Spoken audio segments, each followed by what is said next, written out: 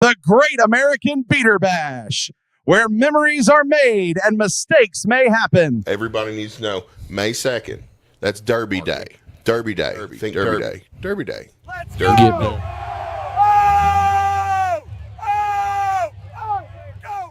Influencer class, that's my shtick at this demolition derby that I'm doing. I'm bringing in some people in the entertainment space, if you will, to come and drive their first demolition derby.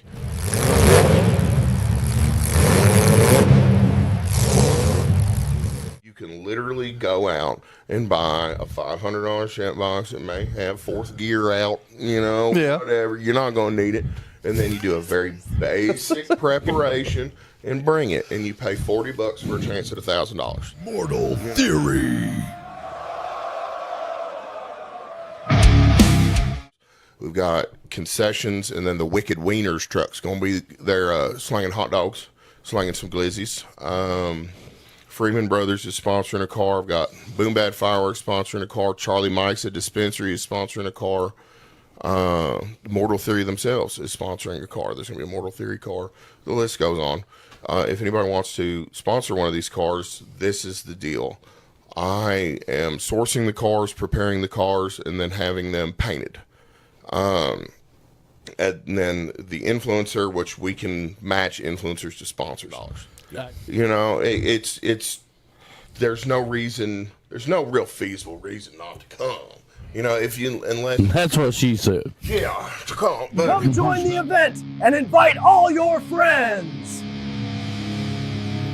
Come see me at the Great American Beater Bash, Litchfield, Kentucky, May 2nd. Grayson County Fairgrounds, where legends are made. Located at 511 South Main Street, Corbin, Kentucky, Sugar Booger's Custom Cakes has been bringing delicious treats to the Tri-County area for over a decade. Whether it be a cupcake, cookie, cake pop, brownie, or a signature one-of-a-kind custom cake that will be the star of any event, Sugar Boogers has you covered. Easy online ordering with polite, knowledgeable staff guaranteed to make each experience easy and stress-free. Go check them out on Facebook or give them a call for a free estimate. Sugar Boogers Custom Cakes for all occasions, 606-344-6595. Are you looking for somewhere in Corbin, Kentucky to host your next event? Here we have it at Harvey's on Main at 115 Main Street. Let's check it out. Step into timeless charm and unforgettable elegance at this stunning historic venue. With breathtaking architectural details and an inviting open floor layout, Harvey's is the perfect setting for your next special event. Delight in the breathtaking bar complete with tap, a fully equipped kitchen for seamless catering, clean and accessible restrooms, a beautiful elevated stage for speakers, performers, or presenters. And for weddings and formal events, relish in the comfort and privacy of the bridal suite. Whether you're hosting an intimate gathering or a large celebration, Harvey's on Main provides the perfect scene to create lasting memories. Thoughtfully designed by the owner, who will be by your side every step of the way to ensure all your wants and needs are met. Book today and let Harvey's bring your vision to life. Are you a jerky jerk? You're holding it, right? Yeah, I got it. Just give me 1 second.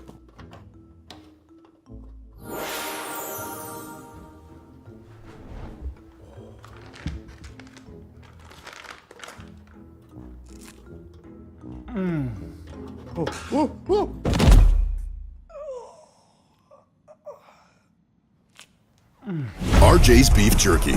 Real jerky for real jerky jerks. Can you give me a piece? Yeah, of course.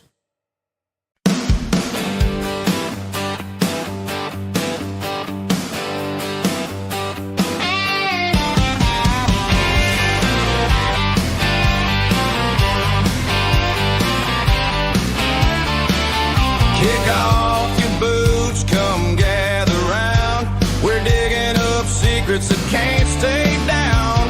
Bigfoot's out there in the midnight air. Aliens watching from who knows where. No sugarcoating, we're saying it straight. Bigfoot, alien, CIA. No sugarcoating, the truth on display. Jericho and Paul, bring it your way.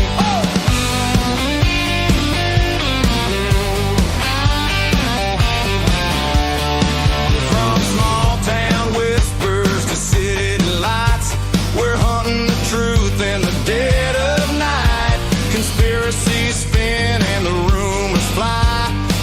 electric Cupid is gonna tell you why. No sugarcoating, we're saying it straight. Bigfoot, alien secrets to break. No sugarcoating, the truth on display. Jericho and Paul, bring it your way.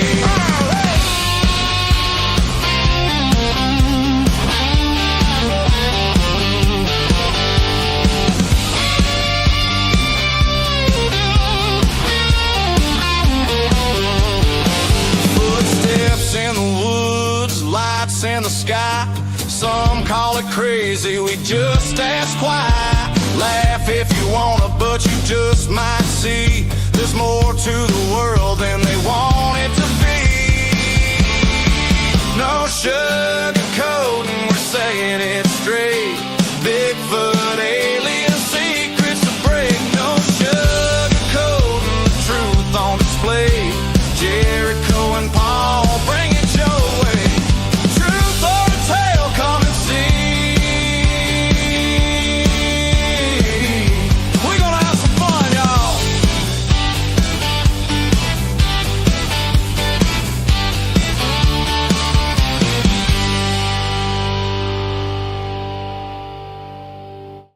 In a world where feelings are protected and men have traded big, beautiful beards for man purses and man buns, comes to you a podcast you always wanted and never knew you needed. A podcast where feelings are left at the door and conversations happen unfiltered and no sugarcoating.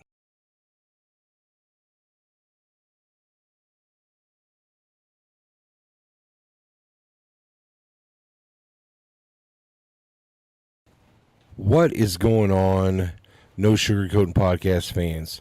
Paul Buchanan wanted to reach out. The month of April is going to be full of candidates. We're going to see a lot of different people from a lot of different positions running, primarily in Laurel County and the surrounding areas. The No Sugarcoating Podcast crew wanted to let you know that we are by no means journalists. Do not come to our show expecting breaking news in regards to what's going on in the elections.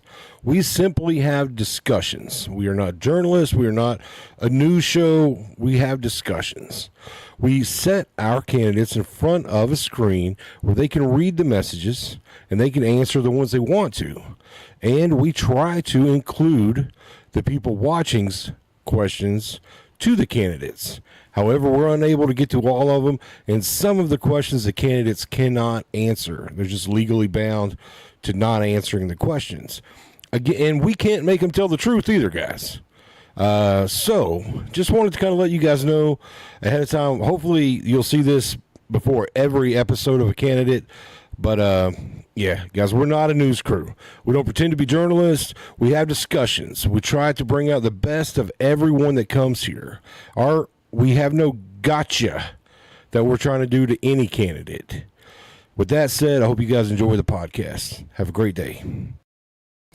What is going on? Facebook, YouTube, TikTok, Spotify, everywhere where you can see this lovely face. That lovely face? Yes, this lovely face, right? Show them the money shot, Ronnie. It's you, right? Either one of us. We're all lovely. We're all lovely in this lovely evening here. But as you can see, we have Benjamin with us today.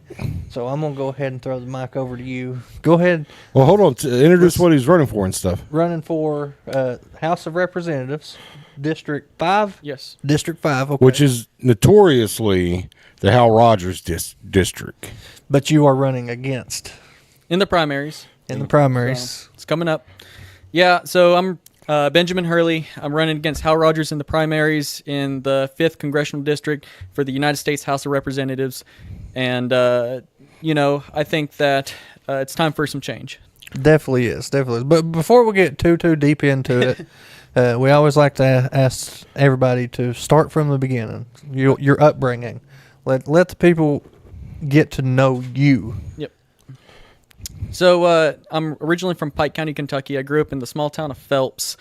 I actually, if any people from Pike County are watching, it's on Wittes Branch, which is way on top of a mountain. I lived on a single wide trailer. I had about 24 acres to do whatever I want growing up. And then once I graduated high school, I immediately enlisted into the United States Army. I served for 6 years in the 101st Airborne Division, and I got out and came home and noticed things have not gotten any better. It's only been regression instead of progression, and that's what influenced me to run. All right, so what school did you graduate from? Phelps High School. Phelps High School. Do you have any children? I have one son. Awesome. So now you go into the military, you do the 6 years, you come out, and you're like, hey, home's still the same. It's not the same. It got worse. That's the thing. Because, I mean, if it was the same, we can make the argument that it's being stagnant, nothing's changing, we need new leadership. But no, things are getting worse, and that is why we need a desperate need of change for leadership. What have you noticed exactly that's got worse? The drug crisis, for one. I actually had to help clean up a homeless encampment in my hometown because they were a lot of people are homeless. They were making drugs up there.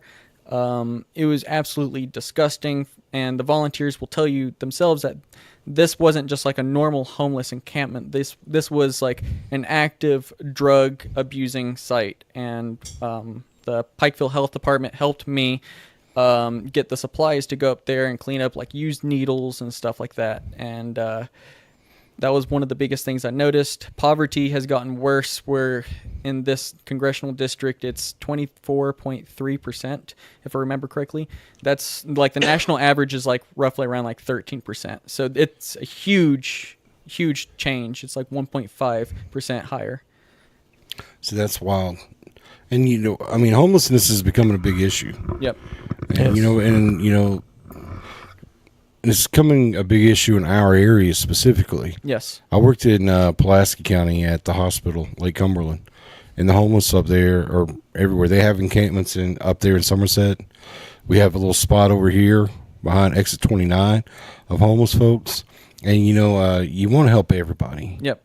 You want to try to get everybody on their feet, and then when you throw homelessness and substance abuse together, it makes things very difficult. So, we just had a gentleman on here that was a drug abuse counselor, Mr. Matt Allen, who's running for city council in London. And he was talking about trying to get programs and funding to try to help that. Is that something that you would be interested in trying to move toward if you were to get the position of the House Representative? So programs only do so much. I believe that we have too many federal programs. It's a lot of duplicative spending, a lot of wasteful spending, because we have to ask, where does that money really go to? Is it really helping the people that to get off substance abuse, or is it lining other people's pockets? Is it going to programs that aren't really helping the people? So that's something that I want to look into, is auditing certain federal programs that are operating here in the 5th District and make sure that the funding is actually going where it's going to.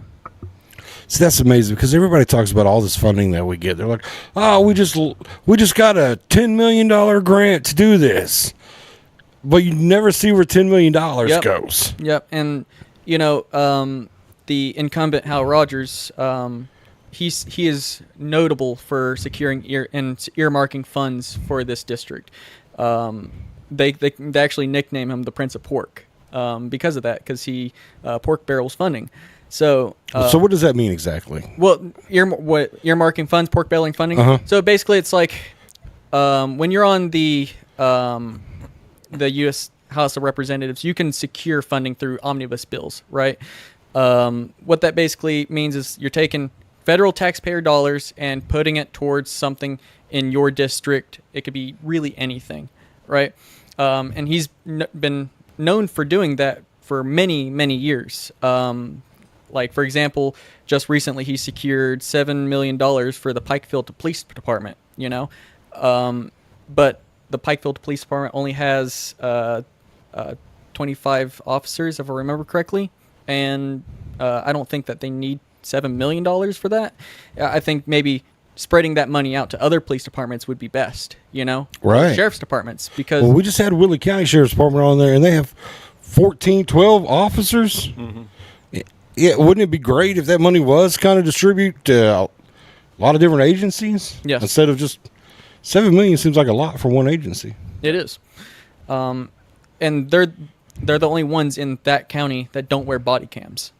So that's another thing we can bring up. If you want to say this is funding directly for body cams, how much is the body cams going to cost? If you're going to take 25 or 50 body cams to, outfit plus replaceables, that's only going to be looking at like maybe 50, 60 grand, That's Well, I mean, $7 million, they should have body cameras. You're right, but they're not as it currently states. I don't remember them putting in body cams yet, but they have not had any body cameras since at least November 2025. There's a lot of police departments that have to fund themselves because of the lack of funding. You're right, or it comes down to like city funds. It'll come down to county funds for like sheriff department. And the sheriff department is usually funded through taxes, through like property taxes, for example. So, right. And it's based on population. Yep. So, I'm a big advocate on the body cams. I support them. Well, I think it's definitely needed. We live in a day and age where body cams are absolutely needed. Nothing against police officers. I truly support our police, but there are bad actors out there that will infringe on your constitutional rights. And it goes both ways, right? Because, Yep. I mean, the body cams also protect the officer because every civilian out here has a cell phone now, too. Yes. So, State of Kentucky just passed a law, too, to where you have to be, 25 feet away from an officer to be able to record. So, like, they have to have their, their space. They have a 360-degree space of 25 feet, if I remember correctly now. They just passed that. and So- we can I didn't edit know our that. videos, but you can't edit the body cam. Yeah. So that's awesome to know. And so, how many years has Hal Rogers ran the district? Over 40 years. He's been in since 1981. So it's been 4 decades. He's 88 years old. So, and I kind of touched on this before the show. It's like we elect these people and they stay in office. And and I think everyone here is, as far as Ronnie and Jericho, of term limit kind of things. Now, I'm not really talking about term limits because you expressed earlier that's something that you'd have to try to work out in the future. But still, 88 years old seems like, and 40 years seems like a long time to have a job. Yep. We have Mitch McConnell, who's been in the Senate for forever, who just freezes in the middle of a speech. At least 2 or 3 times on camera caught that way. Yep. Yeah, looked like he had a stroke in one. Hey, And the people of Kentucky complain because nothing's getting better or changing. And it's like, it is time. I mean, it's time to get some people that want to take on that mantle and be like, listen, I'm wanting change. I want to change. I want to run for change. I want to do better. And I mean, 88-year-old feet ain't running quickly. Well, you also have to think is that just because they're in that party doesn't mean that they are the same kind of conservative you are. Back in the 60s, they had a push to get rid of the old paleocons and replace them with what we call the neocons. And you have so many different types of conservatives. That's just the reality that we deal with. And the same thing goes for Democrats. You have your liberals, you have your progressives, you have, believe it or not, conservative Democrats. So, it really comes down to what kind of Republican is Hal Rogers? Does he represent and voice the kind of values that you have at that age? Right. Well, I mean, I think that for a long time, he was a big help to the area. For a long time, he was. Of course. But we've kind of got to a point where we're just coasting on reputation of 40 years of service now. We're not really seeing much work being done, and that's just my opinion. So that's a disclaimer. It's my opinion that we've kind of got to the point where are we Hal Rogers auto pin or what's going? You know what I mean? So what I'll say is that he used to chair the Appropriations Committee. Now he chairs the subcommittee through appropriations of science, commerce, and justice. So that's why you can see him easy to pass, like funding for, say, a police department, rather than funding for infrastructure. But another thing to note is that he's also the dean of the House, and they like to use this term, at least his staff, very liberally, to where they'll tell people, well, we can't lose the dean of the House. Do y'all know what the dean of the House does? Nothing. It's an honorary title. Is it? It is the title for the longest serving U.S. House member. So he is the longest serving U.S. House member as it currently states, and they say that if you lose the dean of the House, you'll lose a lot of influence. But the reality is, the dean of the House, all it does is they swear in the Speaker of the House. That is their only official role as dean of the House. See, again, I don't mean to hammer on the point, but it's really nice to see people. And you said you're 25. Yep. We got young blood ready to get in there that's out picking up syringes and homeless encampments, wanting to audit some of the drug abuse programs and stuff like that, which I think is a phenomenal idea. Let me just say that I know that there's a lot of wasteful money spent there. Well, I don't have any facts in front of me, but I know. But I don't even talk about just auditing the drug programs here. I'm talking about all federal programs. If it's a federal program, it needs to go through an audit for at least the past 5 years. If it can't pass the audit, then obviously we shouldn't utilize that program anymore and find a new replacement and fund that to actually do the job. Like that's what makes sense to me. If they can't pass an audit, then obviously we need to find a replacement. So let me ask you this. Is there anything that's really on your heart that you'd really like to see done? That is one of the big points that you're like, hey, listen. My vision is to put Eastern Kentucky first. It's been one of the most overlooked things in the entire United States. This is the poorest congressional district in the United States. So is that a fact? That is a fact. We do teeter between New York's 15th congressional district, and that's like the Bronx. So like sometimes the Bronx will come number one, sometimes we will come number one. It's like back and forth. So across the United States, across the entire United States, we are the either first or second poorest region. Yes. Wow. Yep. And that's based off of our median household income. And it's definitely something that we need to start looking at and finding ways to bring in better industry here. Job creation is like the catalyst of our issues, believe it or not, when you have more jobs and better paying jobs, drug abuse goes down. It's just a statistic. So you can't get a good job if you do drugs. Yep. Well, I don't know. They're legalizing marijuana or trying to. Well, that just comes down to the state. The state should look at legalizing marijuana, or at least hemp farms. They are very profitable, hemp rope and stuff like that. Hemp is a great material. So let's see. So we jumped really quick there, but the catalyst for jobs. Yes. Are we just talking about maybe the coal industry? Because that's kind of what our district is, right? You have flat land for agriculture and farming. You have your mountains that have over 24 billion tons of coal still left in them. Billion. Yes, in billion. Yes, billion tons. Okay. Wow. So we definitely have the coal reserves. The issue is selling that coal, and where does it go? Right now, we don't really have a coal fire plant in Kentucky, in Eastern Kentucky. The closest ones that we have is like the OVEC plants in Ohio. We have the Mitchell plant in West Virginia, and those are under heavy scrutiny right now because they're all owned by AEP, American Electric Power. And I don't know if you've been paying attention because I don't think AEP operates over here, but Kentucky Power, which is AEP is the parent company of Kentucky Power.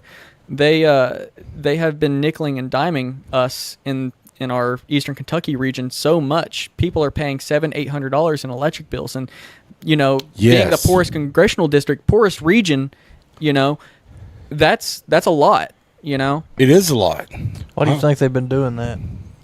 What? Why has everybody's electric bill went up. There's so many different factors, and it's something I want to look into if elected, because you have a lot of power through the federal government to look at transmission companies.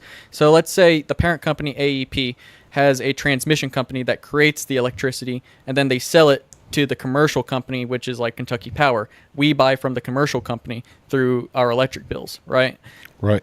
Well, what if they artificially inflate their rates on how much they're selling it to the commercial company, and then now we are spending more money because now they have to match that rate. And whenever the PSC looks at it, it looks like, oh, well, electric prices are going up. But the reality is that they're artificially inflating it when they create it.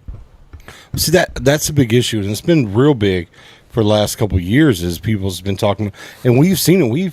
I think our electric company just had a meeting a couple months ago or something about jacking up our rates, and I think it's real big in Harlan right now, isn't it? Yep. There's that's over KU, I'm pretty sure. I think Kentucky Utilities, and their owner is LG&E. So, like I said, it's the same thing, different story, just a different name on it. You know. So that's what I'm glad you talked on that, because I mean, I've been advocating for it. I've been to every Public Service Commission meeting when they were investigating. It was called 2025-00257. I even submitted letters. I got over 150 signed letters of people saying, hey, my electric bill is changing and this is unjustifiable that you're pushing for a 15% rate increase. Like double digit rate, 15%. They actually secured 6%, but now they're going back again saying, hey, we want to get it a little higher than that. I can't never figure mine out. I don't know why it's $180 in the summertime and $600 in the winter. Who do you have? Who's in Cumberland Valley? Okay, so sometimes what they do is they'll like match it at like a median, and then going towards the end of the year, then they're like, oh, well, we undercharged you for electricity. Here's the actual amount so we can get our costs back before the end of the year. Sometimes that happens. So that's wild. And what's crazy is you see everything increasing except for minimum wage and jobs. Well, if you up minimum wage, then inflation normally follows with that. Yeah. So you don't want to up minimum wage, because if you go to work at McDonald's right now, you're going to get more than minimum wage, even though it's still not enough, you know. But it's like if you were to move it at that, now certain companies and corporations will predatorize that. Well, see, we know though that once something goes forward, it never goes back. Right. If they say, all right, we're going to get 6%, you're never going to be able to get them to take off 3% of that. Right. You might hold them at 6% for a little while before they go for their next increase. But so we just keep letting things build and be like, well, you know, we can't change anything about your money. We're just changing our rates, and it never goes back. So, I mean, once they set these, like you said, if they would have set a 15%, they wouldn't go back next year and be like, oh, we made too much money last year. We're going to take that down to 10% this time. We're going to change it. It never goes back. I made them come out and change my meter because in the summertime, my electric bill should be higher. Yeah. I run the AC. In the wintertime, I'm natural gas. I don't use the electric. I don't heat with electric. It's all natural gas. But in the winter, my bill will jump triple what it is in the summer. There's another thing. And I don't use Christmas lights. I don't do any of that. Yeah. And then, so I told them I said, come out and change my meter because something's got to be wrong. And then the next time, my bill was a little bit lower because when they have to replace the meters, that's going to cost them time and money. But there's another thing that they do is so they will put surcharges and riders on your bill. In Kentucky Power's case, what they did was they said that the Mitchell plant in West Virginia needs fixed, that it is dilapidated, it's falling apart.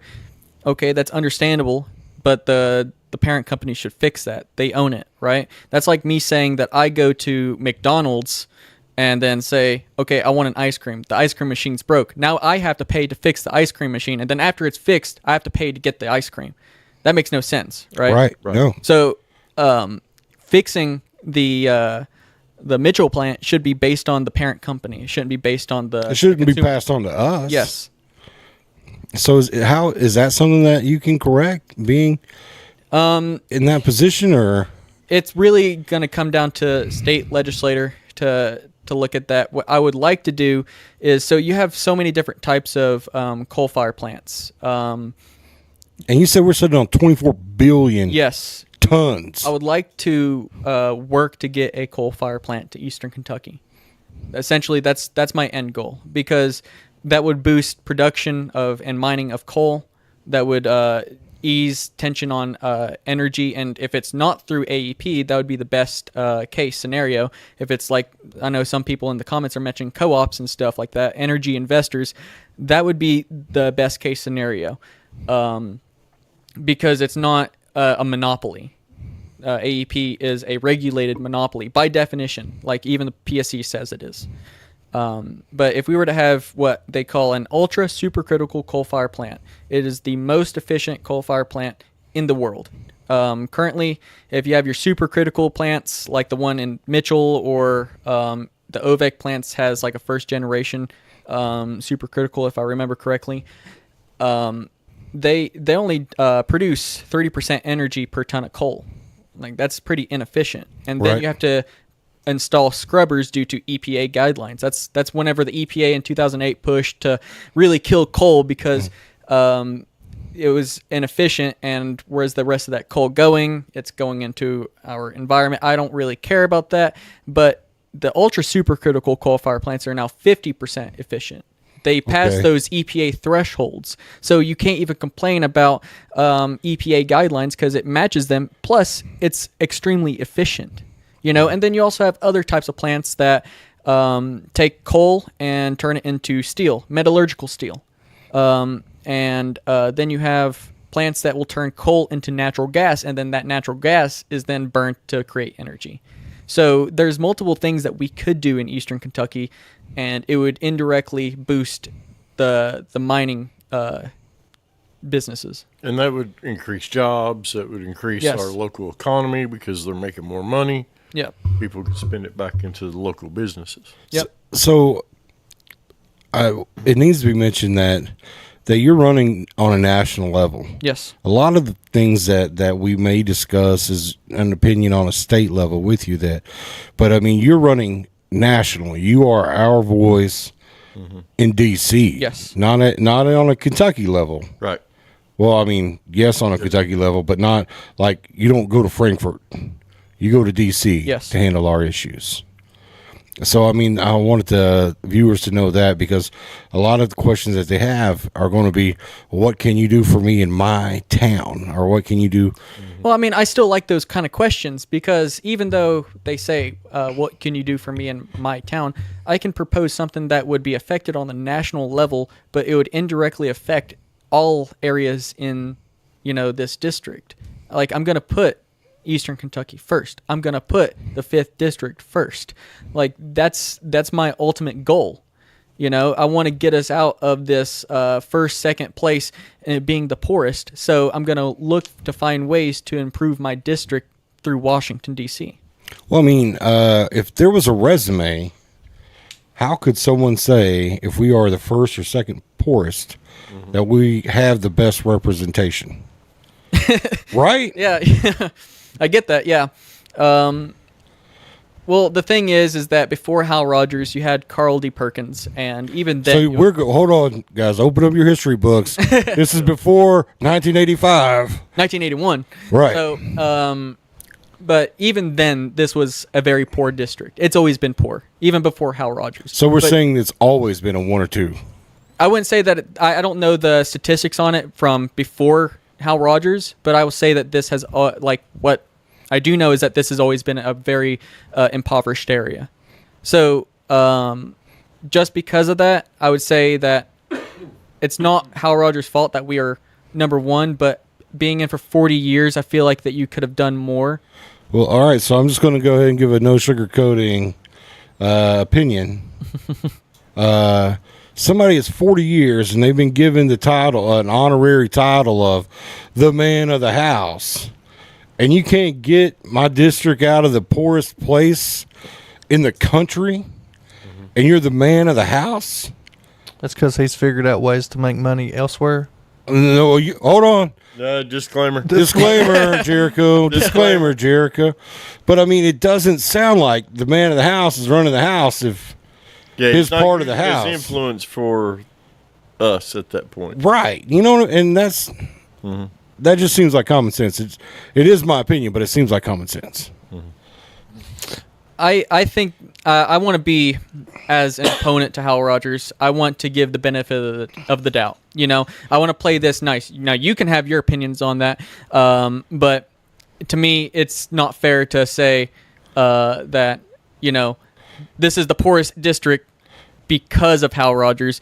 It's more of saying that, hey, this has always been the poorest district, but he's also been in for 40 years. Make a decision on that. You know, like, use your brain and think, maybe he could have done something else. Well, that's where that common sense, along with my no sugarcoating opinion, was going. Was how can you say that this guy's the most biggest leader in the U.S. representatives, and he's representing the most poorest, one of the top 2 poorest places in our country. Yep. That's tough. My thing is, I think that when you get there and you've been there so long, you kind of forget about the people that you truly represent. You have staff that start doing a lot of the stuff for you, and then you just start advocating for, you know, whatever the president wants, or advocating against the president. I mean, depending on the administration. And then you start playing party games, and then you start getting lobbied by people in Washington that want something passed. And then you start, you know, your vote starts more of thinking about these lobbyists and the people that pay you, these fundraisers, these people that support you financially, instead of the people that you represent. So that's a good question. Lead there is, you talked about financial campaign stuff like that. Yep. So has anybody supporting your campaign? Do you have like a PAC or anything? No. I don't want to take any PAC money. I don't want to be influenced to vote a certain way if I get elected. I don't want anyone to be a major donor and then ask me to do something that I don't think is right for this congressional district. So, right. I mean, KET was going to, they sent me this paper saying, if you raise $100,000, we'll let you be on our show. Well, I'm not going to raise $100,000 because realistically, I'm funding my entire campaign. All right. All of my political stances, all of my ideologies are of my own, and it's more of putting the people that I represent first. And well, I mean, that's a tall order to beat Hal Rogers on your own. Yeah, that's what I was going to say, because he's got financial support for his campaigns and stuff. But with that, most of our viewers will understand what a PAC is, but some might not, and how that works. It's a political action committee. So if all 3 of you all want to support podcasting, for example, you can create a podcast PAC, and then if the federal government was trying to ban podcasting, then you and a bunch of other people who donate to the PAC can then find the candidate, lobby the candidate, and say, here's $10,000 to vote against that. Mm-hmm. You know, that's how PACs work. And then they'll say something like, and if that vote's passed, then you get this afterwards. Yes. Right. So you're saying senators and stuff can be bought. Exactly. That's a lot of our politicians are bought. That's exactly what it is. The PAC will normally tell you, if you win the vote or this vote goes through, this lump sum will be waiting on you on the other end. And it's hard to do anything about that because the Supreme Court ruled that political action committees and lobbying is protected under your First Amendment. Mm-hmm. So most so of do they have to report where that money goes to? Yes, it's through the FEC. So Federal Election Commission. You can look up any of your representatives, senators, and see who donates to them. Like for me, I usually just file a Form 99 because I haven't passed a $5,000 threshold, but I have to have an FEC committee because like that's one of the biggest things that you have to have as a politician. But I don't really use my committee other than someone wants to donate $100 to me, and that's gas money, you know? Right. So, because you drove 3 hours to be here tonight. yes, He drove from Pike County, right? From Pikeville yes, to be here, which is amazing, and we And then appreciate he's you talking about having to maybe get a hotel tonight because of the weather. because of the weather, because it'll be a long drive. So, guys, listen, you would be doing everyone here a solid if you shared this. We really need to reach folks in London, Laurel County, Pulaski County, Boyd County. Like, if you guys could just share this among your friends, just so they can make a judgment call. It's not supporting anybody. It's just giving people options. If you just share this, that way we can get, the word out that there's somebody with fresh ideas coming along. yep. And I have my own website. I'm very vocal on social media, so you can see where I stand on many issues. So it's not like I'm going to be hiding on very serious topics that people care about. So, I mean, I would say look into it, see what my plan is for this area, because I believe that your next politician that represents this area needs to have at least a 10-year plan, whether they stay in or not. And I saw on your post where you mentioned you're vocal on your post. Yep. The main reason you stated just a couple of days ago, this is the main reason that I'm doing this. Yes. Well, like I said, we talked about it pretty extensively, but this is the poorest congressional district, like that to me, because I have family that live in Eastern Kentucky, and I've seen how poor that they live and how they're struggling to make ends meet. It only makes sense to try to do the right thing for the people that I love. And Right. You threw a number in your post, like 18 million, was it? What post are you talking about? Which the one, it was a. I can pull it up. Okay. But it was one about the bill or something that's getting passed. Are you talking about whenever they were voting against releasing the sexual misconduct? Yeah. All right, yeah. So recently, our representatives just voted to not release sexual misconduct information and using taxpayer funds to pay for attorneys and stuff to basically keep it quiet. They voted against releasing that information. On who? On our own politicians. They have a slush fund, basically.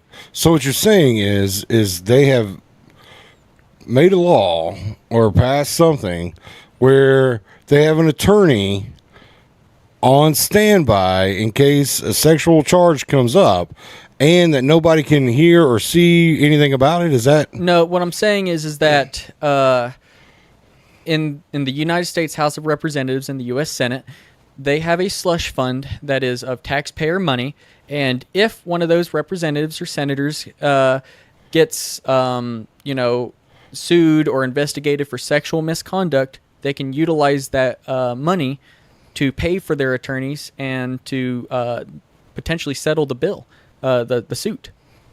And nobody will ever know about it? No one will ever know about it. Well, that's what I said. That's well, no. What you said is a little different. I have to clarify. And you will never know if your representative or senator was investigated. And this bill would be basically to say, here's everyone's names that's been investigated, and you as the voter should make your decision on if that person should still represent you. Well, something has had to happen for that to even get. Well, of course it did. Look at the two representatives that just resigned. You had Eric Swalwell and Tony Gonzalez. One's a Democrat, one's a Republican, and they both were caught for sexual misconduct. Mm-hmm. So it's not a foreign thing. Like, it's something that happens. And they voted against the bill that says that they were going to release those names. Yes. So I want to bring attention to this. Leanne Bennett says, help. I need help. My daughter has been in a drug trial, and the FDA hasn't approved the drug despite us seeing significant improvements. The pharma company won't communicate with us and is shutting down the trial on May 1st and wants us to take the precipitants off the drug cold turkey. So is there anything that you can I will say suggest this: them to do, or contact me directly, and we'll talk more. So, and you can contact me through Facebook. I will respond. That's what I'll say. That seems like a very sensitive topic to discuss, and I would rather discuss it with them directly. So that's perfect. Oh, I mean, that's amazing is what I mean, is that you take the time out to... I've had people reach out to me about like murder cases that have gone unsolved and nothing's been going on about it. I can't really do anything personally right now about it, but it's something that I can look into and advocate for to make some changes. So, that's something that I would not be, you wouldn't care to look at. Yeah, I wouldn't care to look into. Thank you. Well, that's awesome, man. Somebody might get some help. And I appreciate that. I appreciate you. At least you'll be able to find out the right direction for them to go, right? Yes. So, so with that said, we discussed, all the things that you would hit the ground doing. Like if somebody said, what would you do your first 100 days? All right. What are your first 100-day plans? All right, so I've already made some pledges on that. Okay. A lot of people think, I've been asked this, what's my plan for the first day? I'll tell you this, if a politician tells you that they have a first day agenda, they're lying to you. Because when you get there, you're going to get acclimated. You're going to have a whole team. Like I'm going to have a team. I'm going to have a team of attorneys. I'm going to have staff. I'm going to have field staff in this area that you'll be able to reach out to. So I'm going to have to get acclimated to all of that, and maybe might have to make some cuts in some areas, and it's going to be growing pains because it's going to be Hal Rogers staff. Now it's going to be Benjamin Hurley staff. Right. So that's going to be my first plan, is figuring out who I want, who I don't want, who am I going to replace them with. That's 90 days right there. yeah, that's a big tough thing, because I hadn't thought about that. You just said it was going to be Hal Rogers' staff, right? Yes. They've been there with them. Some of them's probably ready to retire, or he's probably with. Some of them probably have already retired. 40 years. Yep. Oh, really? That right there. He's run through two That's going to be a staffs. pretty tough adjustment for them. But I'll tell you this. This is one thing for sure that I will be doing in my first 100 days. I've made a pledge to take, instead of the $174,000 that your U.S. congressman makes, I'm going to actually match it to the median household income of this district. The reason why I'm going to do that is because I don't think that it's justifiable to make $14,000 a month while this being the poorest district and people are struggling to make ends meet. If I pass legislation that boosts the median household income here, then that means that everyone else, their money is going to go up, my money goes up. But if I don't do my job and the median household income drops, then that means my paycheck drops. So what you're saying is, if you're elected, you're going to keep your pay at the average income. Yes. Right? And then if you don't do your job, you're going to lose pay. Yep. If you do your job, then you're going to increase money. And it's only going to increase if your average increases. Yes. Right. So the better you do for this district, yes, and the better we all do, then the better you do. I agree, and that's exactly what I'm saying. Right. So, on top of that, though, where's the rest of that money going to go? Woo. So, I'm going to open a community fund that whatever is taken out of my paycheck, it'll be like an allotment. It'll go straight to this bank account. We'll post monthly bank statements to show that the money's going in there, and it'll fund small community projects around the district. Let's say like a elementary school needs a new playground, right? And local government doesn't have money, state government doesn't want to pay for it. I'll pay for it. Going straight out of that community fund. Dude, that's amazing. That is. So hold on a second. You realize you're taking $160,000 job, and you go take it down to what, $38,000? Is that what the median income is? It's rough. It goes between 45 to 40. Like I said, it fluctuates. So if it's fluctuating, I want to try to get it up to like 50. Then so you giving away $100,000 a year? Yes, because it's not about the money to me. This is actual public servant. This is the idea of being a selfless servant to the people. Yeah, that's a clip. That's going to make it. Yeah. Wow, man, that's amazing. Yeah. Now, you said, but this is something that you have to do every 2 years. You've got to run this race every 2 years. Unless if I don't want to run again, 2 years is the term, but I am a big fan of term limits. I think that we need term limits in Congress. I actually went to D.C. recently to advocate for a bill, and I seen Maxine Waters walking the halls of Congress, and she's 86 years old, and she had a staffer leading her to her office, so, and same thing with Hal Rogers, Mitch McConnell, like it's time for term limits, so if I can't get a constitutional amendment passed, or at least work to get one passed, for term limits, I'm going to enact my own term limits, and I'm only going to do 3 terms. Okay, and so that's 6 years. Yes. Wow. Man, I do at least 4. I mean, 4 terms, because that's what a president could do. Like, I feel like the president is should be the bar across. If the president can only serve 8 years, then every other servant can only serve 8 years. That should be the bar across. Well, your senator serves 6-year terms. So if we were to do 2 terms for senator, that's 12 years. And if we do 3 terms for U.S. House, that's 6 years, right?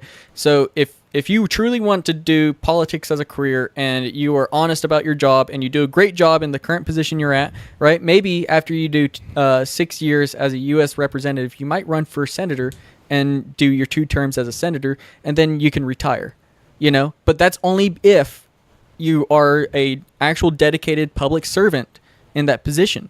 It's going to be a lot of competition running for that, because instead of having, say, Hal Rogers run for the same seat for the last 40 years. 21 elections. Yes. Mm-hmm.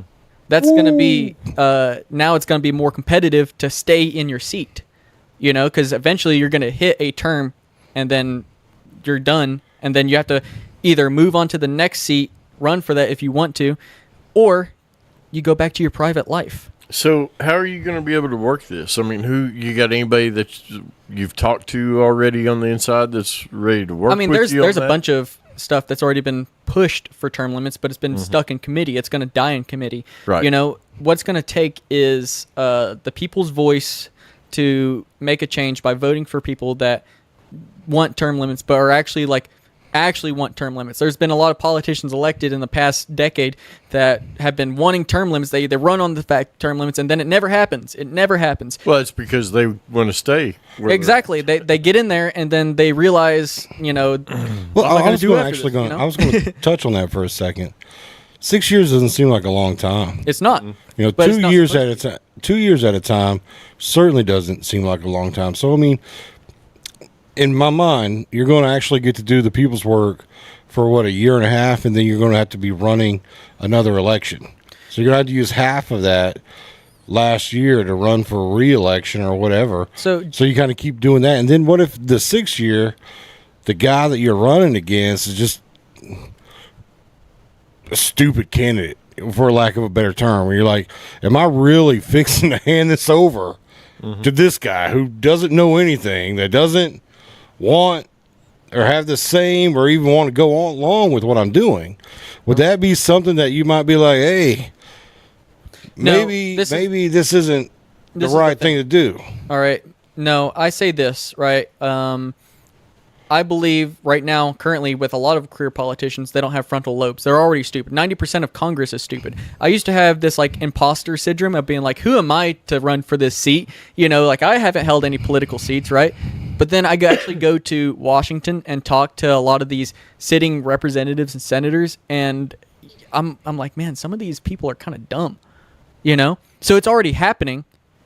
So term limits isn't going to be the necessary bandage for that, but it's not going to be the cause either for stupid candidates. Stupid candidates will always happen. Mm-hmm. Ain't no disclaimers getting thrown or nothing. Well, I mean, 90% of... That's my opinion. He said his opinion. Yeah, that's my opinion, and my opinions are my own. I didn't hear you say my opinion on that until just now. No, Jericho's upset. I can talk about... He's upset because I was like, hold on. If that would have been me, there'd been disclaimers. That's because our job is to make sure you take care of us, Jericho. Yeah. But I've been to D.C. and been to those and seen the meetings and been in that. And I've also consulted because, one of my jobs was with the DOD. And so I've met what you're saying. and seen, but I've also seen some really smart ones too. Yep. So, but I've also seen on the flip side, I've seen some start out like with you, and I'm like, you've won my vote, right? But then 6 years from now, when you're in that mess, do you have that psychological stronghold to be able to withstand all that pressure? Because 100%. Like, I think that it's completely fine for me. I think that I wouldn't run for this position if I didn't think that I could do it. Like mentally, I think I'll be fine. It's just got to pass that threshold of upseating the current incumbent. Right.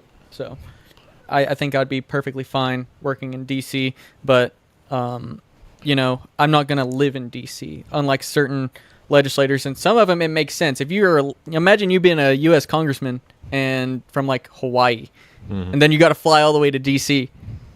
Might want to get a second house in DC just because instead of going constant back and forth. But guess what? It's only an 8-hour drive from Eastern Kentucky to DC. Right. All right. If I have to take a plane flight, I guarantee you it's only going to be like an hour or two. Right. They've got direct flights from Lexington there. Yeah. All the time. Yeah. So. But that's my only drawback to the term limits is, say you're working on something huge, and it's going to be right there in the middle of your election, and it's like, this guy doesn't even want to do this. He's wanting to go another route, and then all the work that you've done or the work that you'd been doing kind of gets discarded because you kind of stayed with the notion of 3 terms. Well, imagine a seat that isn't like as competitive or being like on a stronghold like Hal Rogers. You have representatives replaced all the time, and stuff like that actually happens. You know. But maybe it's just because I'm not used to seeing people give up. Yeah. Or I don't mean to say give up, but set a boundary and be like, listen, this is it. And if I do well, then the state of Kentucky will elect me to another position. If I I'm working on a large project, right? What I would want, and I'm like coming up on my last term, I would like to try to get that project finished before I leave. And if it's something I can't, you can technically endorse a candidate. I can be like, this is the guy that I know will be able to continue working for you guys. Right.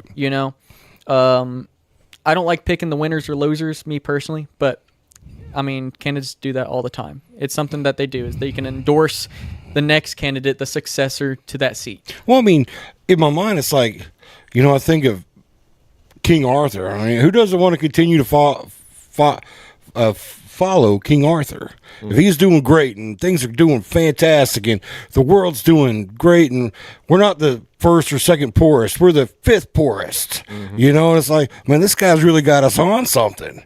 And then it's like, Caesar's next. He's out. You gotta take the good with the bad, because like we've said, like Hal Rogers has done great things for this area, right? Yeah. But those days are gone, right? Right. He but built a lot of us people a road. But a lot of people still live in those older days, and they're like, well, he's done a lot for this area, But in recent history, can you recount a time that he's done something for you all? I can't, but I don't. So I travel on his parkway so every now and then. That's what I'm trying to say about the Hal Rogers. your idea of like the King Arthur mentality that you just had. There's always going to be a time that maybe someone else should replace them. It's time to do that. And some people just don't want to give it up. And now you have to force them to give it up with term limits. Well, I mean, I know he did a lot for Pikeville Police Force, right? $7 million. Yeah. That's what I heard. And he also done a lot for Pulaski County. Didn't he do a science center there in Somerset? Yeah. So, but he's originally from Somerset. Right. Yeah. I wasn't going to say that's where he's from. Them were some great things to say. What? Exactly. So, anyways, guys, we were getting close to the 8 o'clock hour. Who won the wheel? Jericho. Did Jericho win it? No, Man. he did. Great. Really? I was he watching. won it by 2 votes. I was watching. He won. All right, so when we get back from the commercials, Ben will spin the wheel.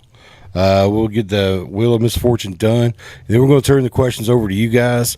Please use this time to come up with some of your best questions, because this man ain't running from them. He's not running from them. He's right here on the couch. You can ask him anything you want to know. Message him directly if it's not something that you want to message on our board. He's even open to that. Well, whatever you guys want, he's got you tonight. Last 55 minutes to Ben. You guys, we'll be back in just a moment. The Great American Beater Bash, where memories are made and mistakes may happen. Everybody needs to know May 2nd. That's Derby Day. Derby Day. Think Derby Day. Derby Day. Let's Derby go! Day.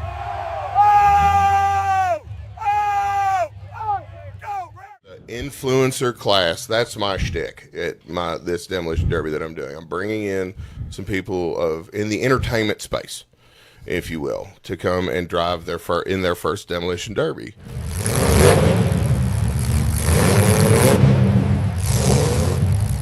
You can literally go out and buy a $500 shunt box that may have fourth gear out, whatever. You're not going to need it. And then you do a very basic preparation and bring it, and you pay $40 for a chance at $1,000. Mortal Theory. We've got concessions, and then the Wicked Wieners truck's going to be there slinging hot dogs, slinging some glizzies. Freeman Brothers is sponsoring a car. I've got Boom Bad Fireworks sponsoring a car. Charlie Mike's at Dispensary is sponsoring a car. Mortal Theory themselves is sponsoring a car. There's going to be a Mortal Theory car. The list goes on. If anybody wants to sponsor one of these cars, this is the deal. I am sourcing the cars, preparing the cars, and then having them painted. And then the influencer, which we can match influencers to sponsors. It's there's no real feasible reason not to come. Unless that's what she said. Yeah, come join the event and invite all your friends. Come see me at the Great American Beater Bash, Litchfield, Kentucky, May 2nd. Grayson County Fairgrounds, where legends are made.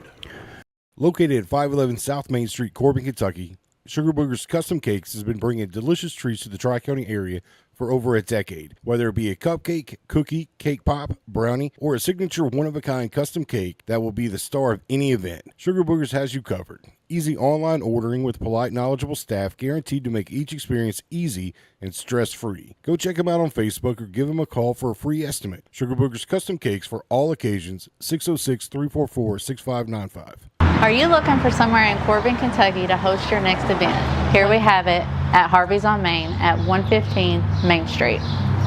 Let's check it out. Step into timeless charm and unforgettable elegance at this stunning historic venue. With breathtaking architectural details and an inviting open floor layout, Harvey's is the perfect setting for your next special event. Delight in the breathtaking bar complete with tap, a fully equipped kitchen for seamless catering, clean and accessible restrooms, a beautiful elevated stage for speakers, performers, or presenters. And for weddings and formal events, relish in the comfort and privacy of the bridal suite. Whether you're hosting an intimate gathering or a large celebration, Harvey's on Main provides the perfect scene to create lasting memories. Thoughtfully designed by the owner, who will be by your side every step of the way to ensure all your wants and needs are met. Book today and let Harvey's bring your vision to life. Are you a jerky jerk? You're holding it, right? Yeah, I got it. Just give me 1 second.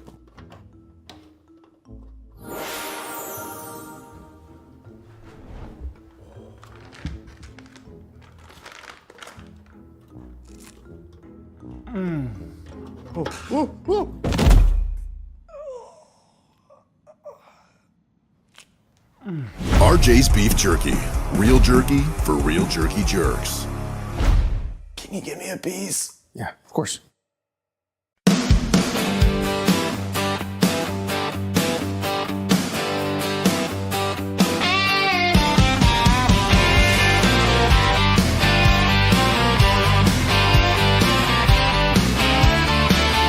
Kick off your boots, come gather round. We're digging up secrets that can't stay down. Bigfoot's out there in the midnight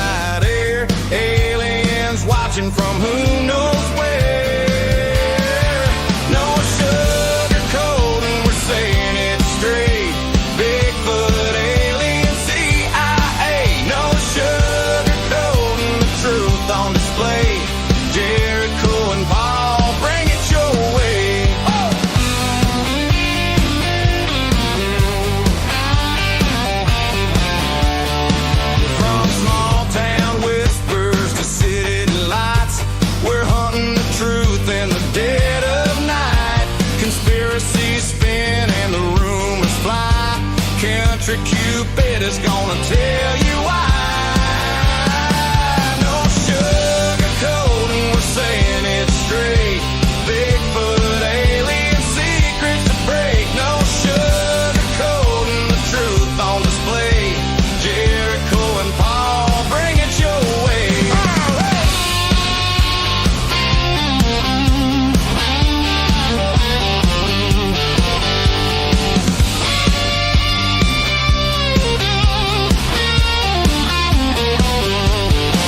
Footsteps in the woods, lights in the sky. Some call it crazy, we just ask why. Laugh if you wanna, but you just might see there's more to the world than they want it to be. No sugarcoating, we're saying it straight. Bigfoot, alien secrets to break. No sugarcoating, the truth on display. Jericho and Paul, bring it your way. Truth or a tale, come and see. We're gonna have some fun, y'all.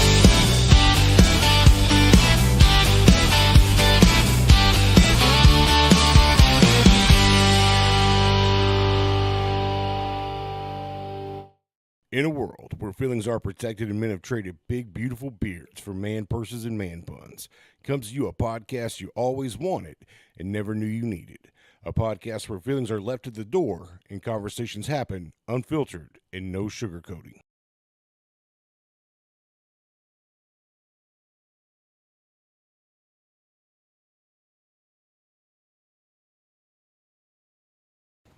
What is going on, No Sugarcoating Podcast fans? Paul Buchanan wanted to reach out. The month of April is going to be full of candidates.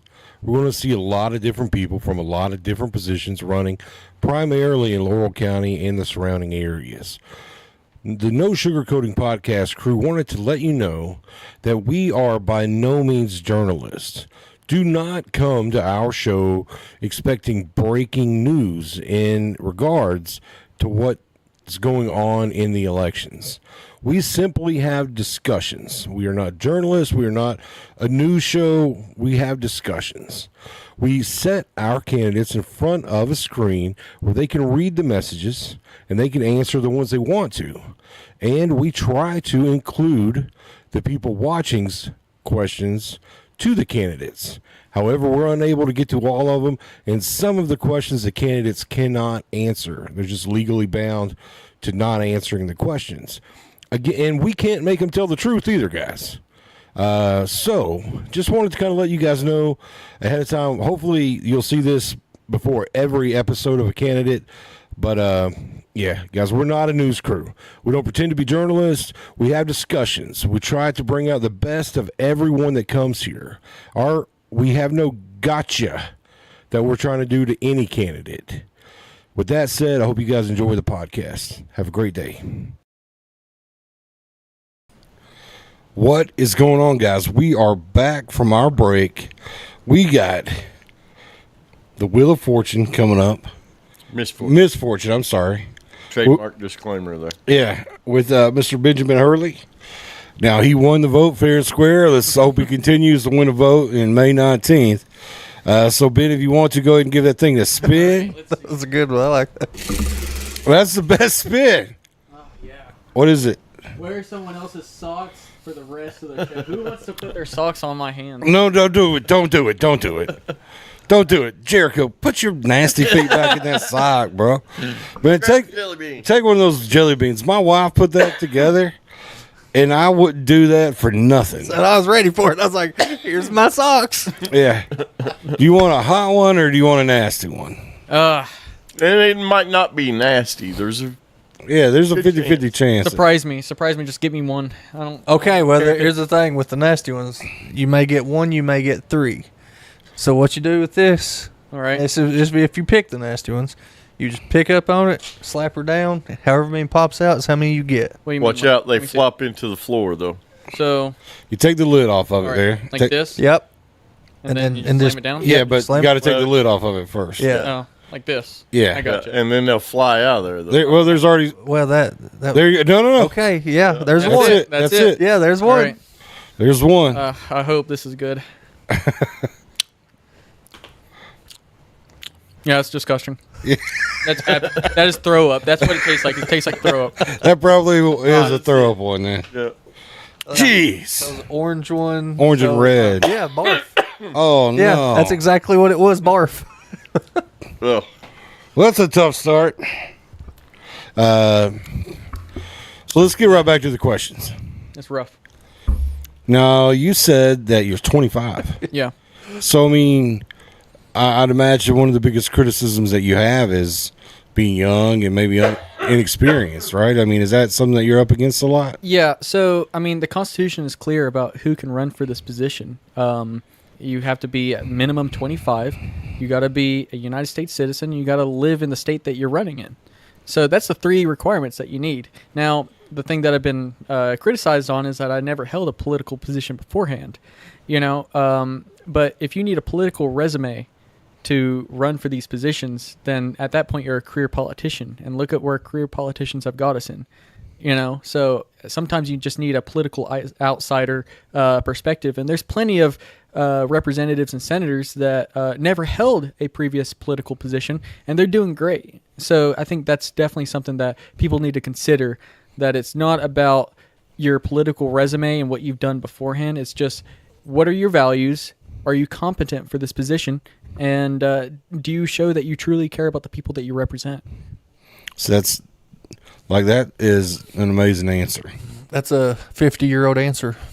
So, and like you said, 25. Our forefathers, 25. That's what it says. Well, our founding fathers were drunk 20-year-olds, and they liberated this entire country. Like, people forget about that. The only old person there was really Benjamin Franklin. Imagine Benjamin Franklin partying with a bunch of 20-year-olds. That's what they did. Actually, I heard he did a lot of that. So yeah. So that's the first hurdle, is the experience, and I agree with you 100%. Until they talk to me and then they figure out, okay, this guy seems sensible. He's got a working frontal lobe. It's fully developed. Maybe we should give him a chance. That's usually where I run into that. Well, you came an hour early. We were actually eating, and we come back, and you're standing in front of the door. And I was like, dude, nobody comes an hour early. And so we had an hour to talk to you before the show. Well, that's just the military in me. We have to show up usually 15 minutes early to wherever I got to be at. So, I mean, if they tell us a hit time is 9:30, then really you got to be there by 9:15. So. Well, see, what I was getting at is, people, we've had an hour to discuss things with you. Yeah. And, me and Ronnie were outside. And I'm like, my goodness, man, this guy's, he's on top of it. You're smart. Ronnie's like, you are smart. He's got my vote. You know what I mean? and I'm thinking the same thing. It's like, dude, this guy. And I mean, here you are renting off house bills, KY00-2567, whatever it is, and you have the knowledge of everything that you're wanting to speak on about, run about. You had said also that you get a lot of flack for being a big Second Amendment guy. I mean, it's not really a lot of flack. I got a lot of people that support it, but I mean, there was one dude that didn't like the fact that I run my platform on being very pro Second Amendment. Actually, I can show you this. Actually, I'm carrying right now. I carry a 6-hour P365, and it's an ambidextrous safety models, because I don't like guns that can randomly go off in your pockets. 6 hours been known for that, but their safeties are great. So right. Disclaimer: we're not talking about SIG. Yeah. But I mean, I'm a big supporter of the Second Amendment myself. Yep. I think, and it was maybe John Root that was on the show, and he's like, "Listen, I wish everybody had a gun. Mm-hmm. I wish all the good guys have guns, because all the bad guys got guns. Well, and that makes perfect sense. All the bad guys got guns. Yeah. One of the biggest things that I want to do is at the end of the day, push to remove the NFA and repeal it, and then also the Hughes Amendment. That's true Second Amendment advocacy. Just because you like guns doesn't mean that you're a Second Amendment advocate. I believe that the ATF has mischaracterized a lot of our firearms, and the ATF takes the NFA, which the National Firearms Act was written in the 1930s, mind you, and misconstrue that to where now it's like convoluted whether you own a legal firearm or an illegal firearm. You know, what constitutes a pistol, like a AR pistol, over a short-barreled rifle? You know, like, it's really the pistol brace. Now, does taking an actual buttstock or a pistol brace change the lethality of that gun? No. But the ATF thinks it does, and if you were to put a buttstock on an AR pistol, that is a felony. See, yeah, that's dangerous. See, that's what I'm saying. So that's why the NFA needs to be repealed. And owning fully automatic machine guns should be completely allowed. People think that that's a more lethal firearm, but it really isn't. You know, me being in the military, I've shot fully automatic guns. We never operate with our M4A1s being fully automatic. We never train with it. You know, we train about precision. Really, semi-automatic weapons, if you're well trained enough, is more of a lethal gun than fully automatic. But I'm not even going to say that it's lethal. I'm going to say that it's more of the person behind it, if you're well trained enough, you know? So it's a tool at the end of the day. And they're highly regulated tools, and it goes against our Second Amendment. So what are some of the things that you disagree on that Hal Rogers have signed or kind of voted toward? Well, I would have to say in recent time, there was a bill pushed by Thomas Massey that would repeal a current statute about vehicle regulation and adding AI into our vehicles. He voted in favor of keeping it instead of removing that that regulation. This AI is used as an example of if somebody is driving drunk, then your vehicle will shut down. Or if you're driving erratically, your vehicle will shut down. But now you're putting all that trust into AI, into making that decision for you. Ford's automatic. They're saying they're going to put that they're the first ones doing that. And it's going to be all vehicles. It's still under testing right now, though. There's been too many glitches with it.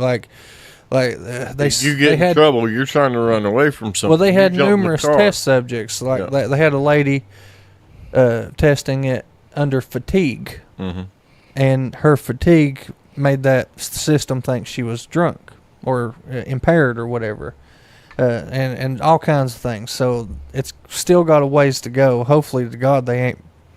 Well, they're trying to implement this by 2027.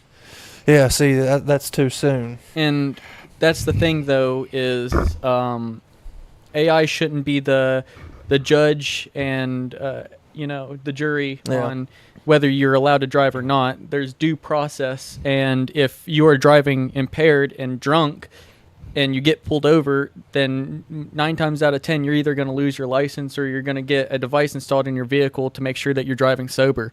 You know, right there's your due process. But if you're letting AI decide for it, and then if AI gets it wrong, and especially in an emergency situation, then that's extremely dangerous, and it's a violation to your Fourth Amendment rights. Well, I mean, it just feels like the cost is equal on both sides, really.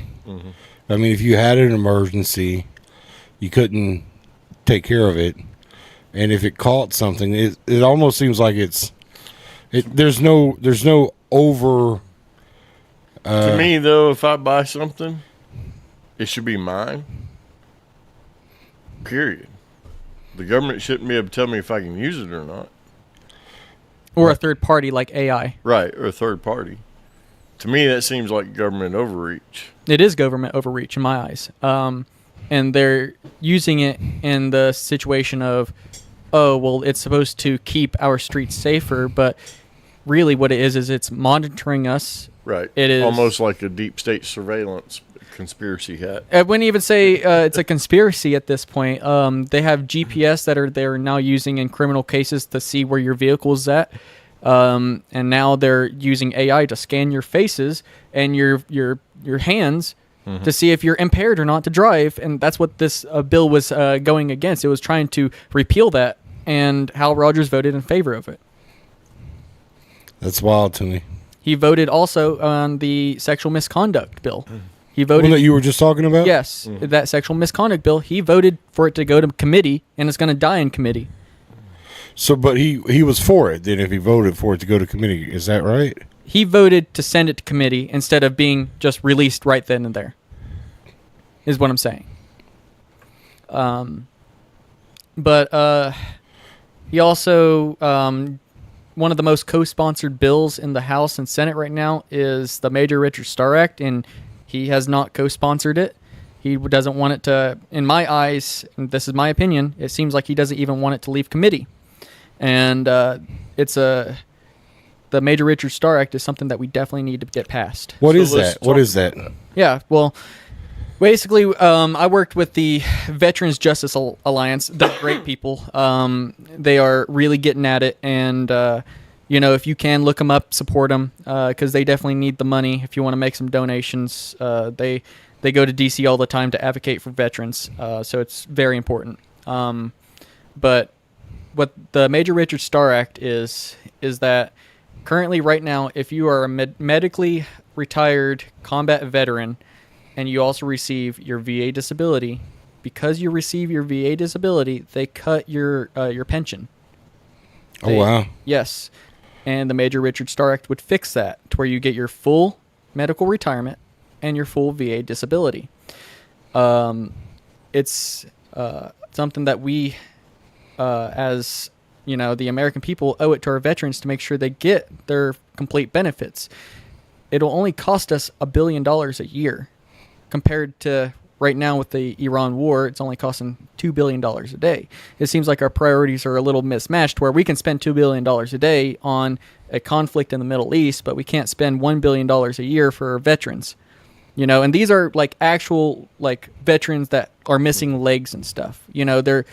They're impaired to the point to where they cannot work a normal job anymore. So having your full pension and your full VA disability is important. But we have one senator that's holding it up in committee right now. His name Ron Johnson from Wisconsin. He is a fiscal conservative Republican. And essentially what he believes is that it's double dipping. He believes that you're getting two paychecks of the same thing. But let me ask you this. If you got hurt at your job and you got your retirement early, and then you got your workers' compensation because of your injury, is those the two same things? No, one's a retirement pay and the other one's injury pay. Same thing should apply to your VA disability and your medical retirement. Right. But there's a few, and I've seen that, where a few people say veterans make too much, right? They're like, $4,000 a month is just way too much for I bet you never hear a veteran say that. No. No, you don't hear, you not hear me say that. But that's, they were also, I'd heard, and I don't know if it's the same bill or one that already got killed or in, but they also wanted to look at, like, if my wife had the income and she reached a certain amount, they wanted to say if our combined total income was at $100,000, then that they would cut my disability. You're right, and I don't agree with that. It's something similar to like SSDI. If you were to receive SSDI and you're married and you have somebody working, they actually cut your Social Security. And I also don't agree with that. I think that you should be able to get your pay for your injury. But the United States government and people across both parties think that, because of our obligated pay, that we're giving our veterans too much. And I wholeheartedly disagree with that. I think that we're not giving our veterans enough sometimes. And they wonder why veterans have high suicide rates because, I'm disabled and PTSD and all these other things coming in, and it's hard to hold down certain jobs. And if my wife makes more than I do, my income gets cut down. Now you're making me feel even worse and less of a man and less of a husband. That's just going to keep spiraling that mental health issue down, and that's the biggest problem with a lot of our veterans. I just don't see what your spouse's income has anything to do with your income. Yeah, well, they're treating it as household. Yeah, like almost like if you file your taxes and you file them jointly, now that it's a household amount, so that's their excuse for it. I get their ideology behind it, but I still don't understand it. Like you was just saying, that's two different entities. You're right. Her income is her income. Yours is yours. Yeah, it's in the same house. Mm-hmm. Two different entities, though. And that's like the retirement. You've worked. You earned your retirement. You were injured. You're owed your disability for that injury. Most companies would pay. Why is there this? Well, this is with the thing. Veterans? Is they say that it's double dipping, but imagine this: if you actually retire with 20 years, and then you get 100% VA disability, you get your full retirement and your full disability pay. That's not double dipping in their eyes. But if you retire early because of a medical reason, let's say you got blown up in Afghanistan and lost both of your legs, and you had to retire early and you were at 16 years, and now you have to take a pay cut to your retirement, to your medical retirement. And they justify that. And I cannot justify that. Well, speaking of that, you also kind of when we talk about that, then we got to talk about the budget and the deficit and stuff like that, right? I mean, because you said billion. This changes it by $1 billion a year, right? That's what you said earlier? It would cost us about $1 billion for the next 10 years. $1 billion per year, so about $10 billion in the next decade, which isn't much in compared to what we're spending right now a day in the Iran war. You would be able to work toward doing something with the deficit, right? I mean, yeah. Well, I believe that we need to cut wasteful spending and duplicative spending in areas where deemed fit. Which, I mean, I'm only speaking from the outside in, so I couldn't give you like in-depth examples of duplicative spending, but we for sure with current legislators in there that are pushing for this, there's confirmed duplicative spending, wasteful spending. Rand Paul, our senator, he actually pushes a Festivus PDF every year by like Christmas time, and he shows where all the wasteful spending has been currently cut. So whether you like Rand Paul or not, something you want to look into is his PDFs that he provides showing where we cut wasteful spending for the year, and what it was for. Some of it's outlandish. Like, for example, I think one of them was it had to do with keeping Windows XP computers still running, even though, and it's costing us billions of dollars because they have to get specialized programming done through Microsoft because Windows XP isn't supported anymore. So that's wild to me. That sounds. We're stupid. on Windows 11 right now. Or it would be like sending foreign aid to a country for literally anything. I heard a lot about that with the Doge stuff. Teaching them dance moves. Or yeah, stuff like that. Like, why are we as taxpayers paying for that? I mean, is that something that you like? It's always been a big thing, but in the last couple of years, people are really starting to kind of dive into the idea of, okay, I bought a home for $63,000 and I pay taxes on a home for $63,000 and I've owned this home for 10 years and now the city says that my house that I paid taxes on for $63,000 is worth $230,000. So now I'm paying taxes every year on a house that's $230,000 that I've already paid taxes on when I bought it for $63,000. And they just kind of keep on with, I pay taxes on my car when I buy it, and I have to pay taxes every year. Is that something that you would be able to? Because Florida doesn't have a property tax, do they? So that's on the local level. Cities can charge you taxes. The state level will charge you taxes. So your state legislators are the ones that would be pushing to get rid of your state property tax. Now, here's something that I could potentially change is your mortgage rates are started by like the Federal Reserve and certain institutions through different banking. So your mortgage rate, your loans, your APR that you pay through that, your interest rates, that also influences the potential price of what your house was worth because of the property that it's on. So that comes into consideration whenever it comes to federal taxes, you know, and you Right. pay your federal taxes through your mortgage unless you already have it paid off. Now, we don't have like the same way as like a federal property tax, how everyone thinks around like here, to where, you know, you pay your City of London or, you know, Corbin property tax, and then it funds, you know, the local or state level, stuff like that. On the federal side, it just goes into the piggy bank of the federal government, and then me as a congressman decides what to do with that money through appropriations. So that's how that would work, you know. Gotcha. Yep. Anthony, now we had said earlier that you wouldn't be really working with any KRS statutes because you're working on a federal level. Yeah. So that would be your state legislators, like your state representatives, state senators. When it comes to KRS, I would be working on the United States national laws. So something that would not just only affect Kentucky, but it would affect California, it would affect Hawaii, you know, stuff like that. But you're still going to try to advocate for district. I will be your voice for District 5 on federal matters, and that includes securing funding for this area. Gotcha.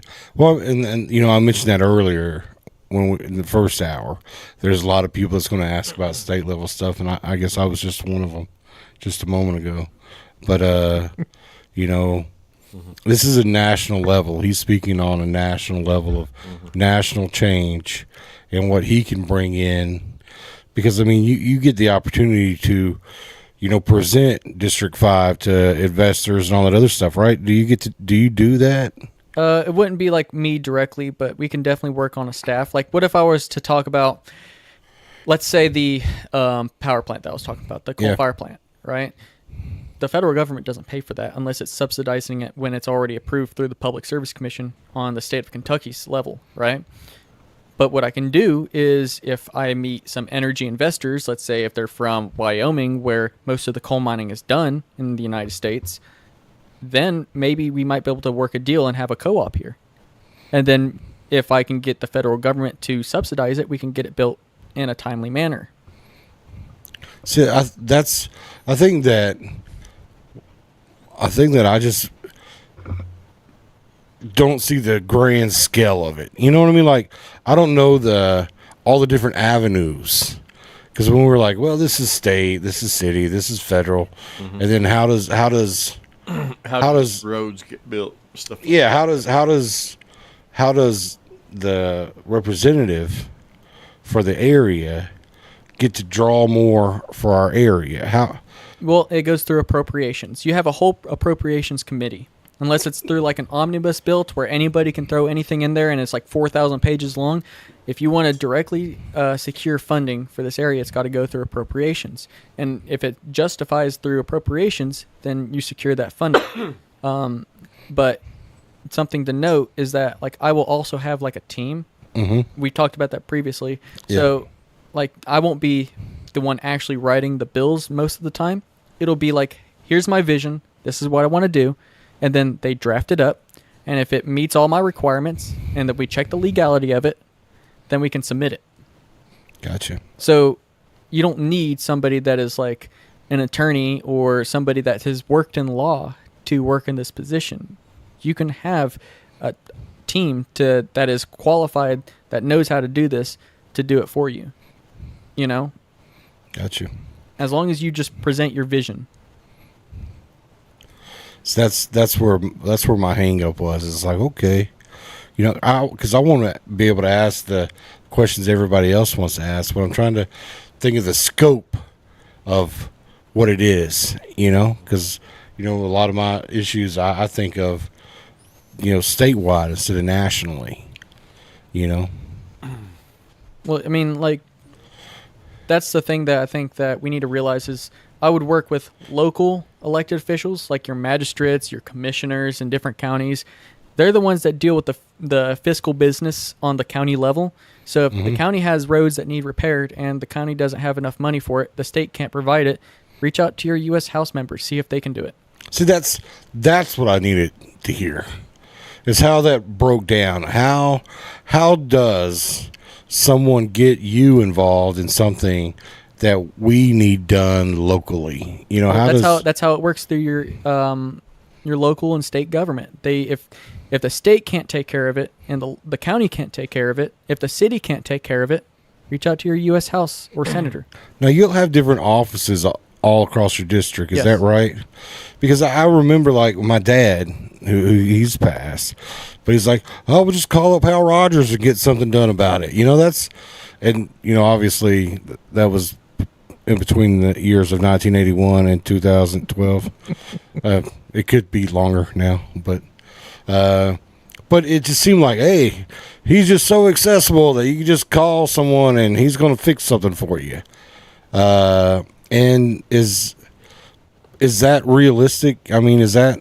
You can't just directly call your representative, right. But I mean, I'm going to try to stay as transparent with the people as possible. If I can be the one directly speaking to them, I will. But the reality is there's over 700,000 people in this district, you know? Somebody's going to have an issue like every day. Yeah. So if they're going to be calling, they're going to call the nearest office that I would have. And then what they would do is decimate that information to me. You know, I would have field staffers just for that. They would be the ones that actually go out in the community whenever I'm in D.C. and figure out what the people need. And whenever I'm not in D.C., then they're the ones that's going to be traveling with me to actually go see these issues firsthand. That's something that you don't see your current representative do, is actually go out into these communities to see these issues. Well, that's what I want to do. Whenever I'm not in D.C., I still think that I'm going to be on the job. You know, so I'm going to go out to different counties, like, for example, Martin County, and see what they need done and what I can do about it.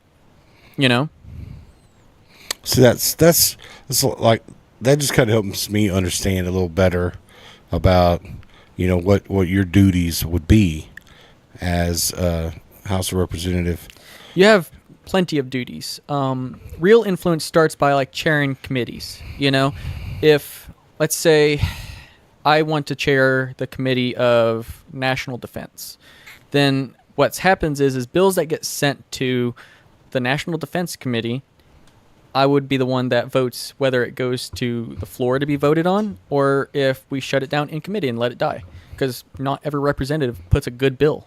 You know, they might draft a bill that absolutely sucks, and we'll either tell them, hey, you go draft another one, make it better, here's some fixes, amend it, or nope, we're just kill it. You know? Not every representative and senator have a working frontal lobe, like I said, so... So, can I kind of hijack for a moment? Sure. Yeah. So, on the federal level, and we kind of touched on it a little earlier, your military service, you know, kind of tell us a little bit about your military service. And then I want to talk about, because I noticed in one of your posts that you're for veterans. And you hear politicians say that like it's, you know, just rolling off the tongue. Yeah. Veterans. What do you mean you're for veterans? How can you help veterans? Well, I want to, when it comes to veterans, I want to help y'all get the, whatever y'all need, whether it comes down to starting businesses, getting better jobs, you know, helping you all financially if needed through VA disability or your retirement pension, because you're a veteran too, so you would understand that sometimes going through the VA is a very tricky process. So like my office would be open to veterans needing help with their VA disability to help secure that. I want to push to get your VA healthcare done a little differently. I don't think that, especially in the rural areas, I don't think that, you know, having to drive all the way to Lexington, for example, to go to your VA hospital makes sense to me. You should be able to use it. Could we get one here? Or how's this instead? you make it to where it is a lot easier instead of reaching out to get community care and you have to spend months just waiting for that to get approved. Right. You just go to your normal hospital and the VA pays for it. That'd be awesome. That would be amazing, would it not? Oh, yeah. You know, like I have Pikeville Medical Center like 30 minutes away from me, and I would rather go to Pikeville Medical Center than drive all the way to a clinic that isn't a hospital, a clinic, right, and get service there. And if I need to go to the hospital, now I need to drive hours away just to go to the VA hospital. That's what I told my wife, because I don't have insurance anymore because I'm disabled and can't work. Yeah. So the only insurance I have is the VA. So if I'm sick, hospitalized, whatever, it's cheaper to let me die. Yeah, essentially, and that's terrible to say, but how it's currently standing, yeah, you're right. So if we were able to make it so that you can use your healthcare anywhere without having to worry about getting community care secured and in this long, tedious process, that would be a good goal that I would set. Yeah, that'd be awesome. That'd be one big, huge benefit for this area because it would be a benefit not just here, but it would be for any rural area. Oh, you know, I mean, I think that rural areas need smaller scale hospitals so that people don't have to drive an hour out. You know, some people have to drive an hour just to get to the hospital, and if you call an ambulance, you have to wait an hour just for an ambulance to show up. And that's not even a big hospital. Yeah. I mean, that's just your Band-Aid hospital, and then you're another hour or two from the hospital that can give you the service that you really need. Yep. But the thing is, though, is like,